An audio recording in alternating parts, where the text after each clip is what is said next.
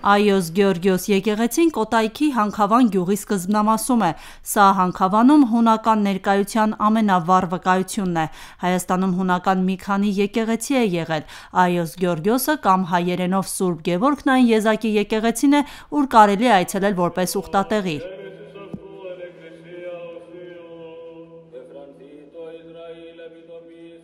Ապրիլին հույները տոնում են Այոս Գեորգիոսի տոնը։ Հայաստանում հունական համայնքի ներկայացուցիչները մոմավառությամբ հիշատակում են իրենց սրբին։ Եկեղեցում Ալավերդու հունական համայնքի Կալիոպե երգչախումբն է դիմավորում ուխտավորներին։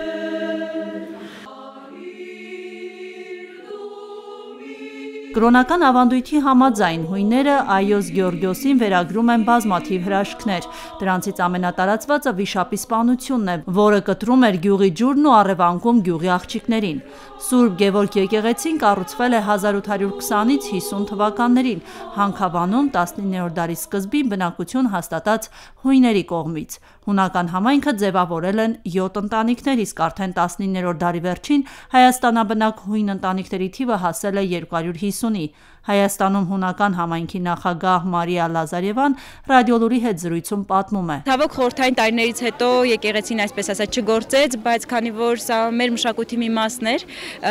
գյուղացիները համայնքը այսպես ասած փայփայանքով վերաբերվեցին եկեղեցուն։ Նաև եկեղեցին վերջերս 1-2 տարի առաջ վերականգնվեց գյուղացիների ջանքերով, որոնք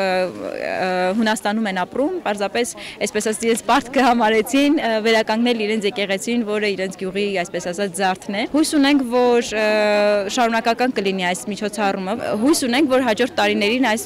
վայրը մեզ համար կդառնա ուխտատեղի, ուխտագնացության կգանք համայնքի անդամներով։ Այոս Գեորգիոսում վաղուց պատարակ եւ եկեղեցական արարողություններ չեն անցկացվում։ Հույն ուղափառ հոգեվորական չկա, ասում է Մարիա Լազարևան։ Չնայած սրան, եկեղեցու շենքը բաց է մարդկանց առջև։ 96-ամյա Նատալիա Եֆրեմովան արդեն 60 տարի եկեղեցու բանալու, այսպես ասենք, տիրուհին է։ Նա ամեն օր բացում է եկեղեցին, մաքրում, կարգի բերում։ Դրան չի խանգարում անգամ վատառողջ լինելը։ Տիկին Նատալիան հիշում է եկեղեցու կառուցման տարիները։ Մեր հույները մեր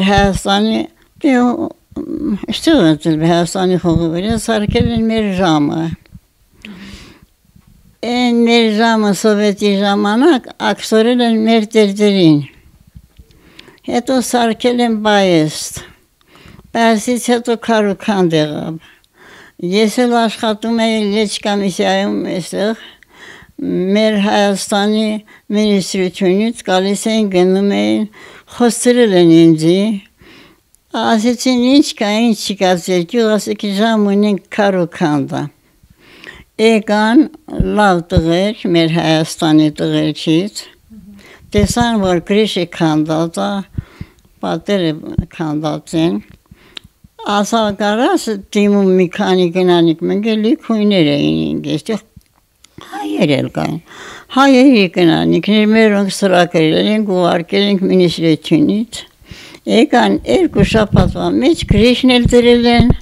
սվաղել են, մնացած էլ սաղ ես եմ արել։ Հույների առաջին խմբերը հաստատվել են Լոռու մարզի Աղթալայի տարածքում։ Հույների ամենամեծ համայնքն Ալավերդիում է։ Հանքավանը ևս ժամանակին առանձնացել է հունական համայնքով։ Անկախությունից հետո շատ հույներ մեկնեցին երկրից ավելի բարվոք կյանքի փնտրտուքով։ Այսօր համայնքում ապրում են փոքրաթիվ հույն ընտանիքներ։ Հայաստանում Հունաստանի արտակարգ եւ լիազոր դեսպան Խրիստոս Սոֆյանոպուլոսը ռադիոլուրի հետ զրույցում ընդգծում է. հայ եւ հույն ազգերը համերաշխ ապրում են արդեն տասնամյակներ։ Դիվանագետը սա համարում է երկու ժողովուրդների բարեկամության խորհրդանիշը։ Հանքավանը Հայաստանի հունաբնակ գյուղերից է։ Մի վայր է, որտեղ հայերն ու հույներն ապրում են համերաշխ արդեն տարիներ։ Այոս Գեորգիոսի տոնը ևս մեկ հնարավորություն է հավաքելու հունական համայնքի ներկայացուցիչներին եւ ինչու ոչ հայերին։ Մենք նույն ճակատագրին արժանացած ազգեր ենք։ Մենք պետք է աշխատենք, որ Սուրբ Գևորգի տոնը դառնա մեզ համար ուխտագնացության օր Հանքավանի Սուրբ Գևորգ եկեղեցի։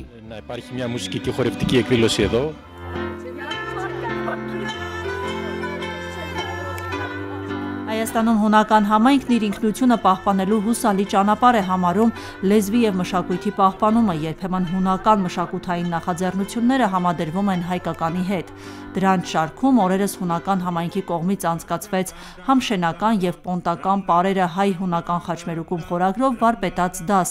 որն անցկացնում էին «Վարը վարենք» նախաձեռնությունը եւ ափ-ափի ավանդական երգի եւ պարի խումբը։